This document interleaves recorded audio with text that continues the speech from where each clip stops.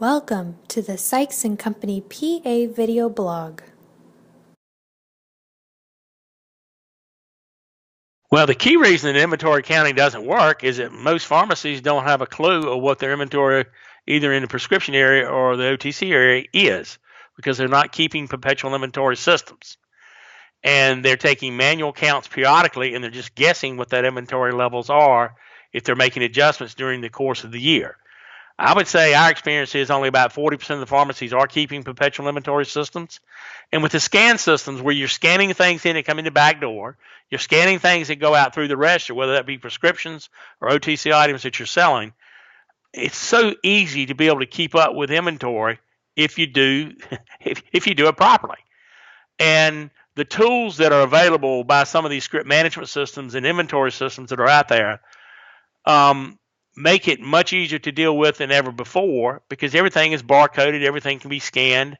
And when you're doing that, you can control not only your inventory, but can control your cash, control what your gross margin and your profit is. But if you don't know what your inventory is, and you're just guessing, then your gross profit is not going to be accurate.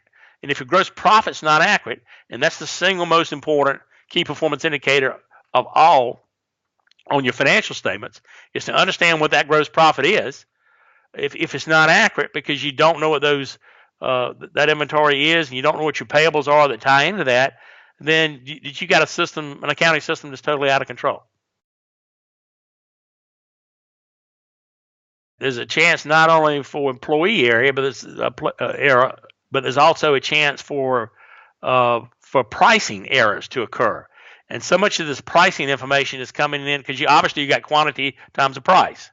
So quantity is what you get through the counts. The pricing is what you're typically downloading from your wholesalers or whoever you're buying from.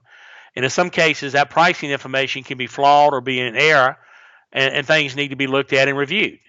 And it's like I tell pharmacies, if you'll take the top 15, 20, 25 drugs that you have in your prescription area by dollar volume on the shelf, and just overview the quantity and the pricing of those drugs, that may be 75% of what you've got on your shelf, and you should be able to spot whether there's any obvious pricing errors or quantity errors just by doing a quick scan manually.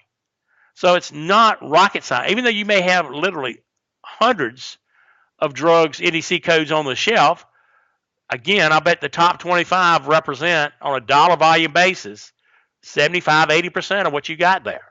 And if you just narrow it down to these high volume dollar items to make sure that you're doing some kind of cycle counts, that's what that's called typically for the pharmacies that are keeping perpetual systems in place.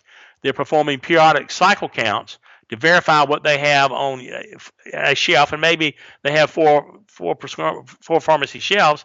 They're counting one shelf every 4 months. It's being counted, so they don't have to stop what they're doing and count it all at one time.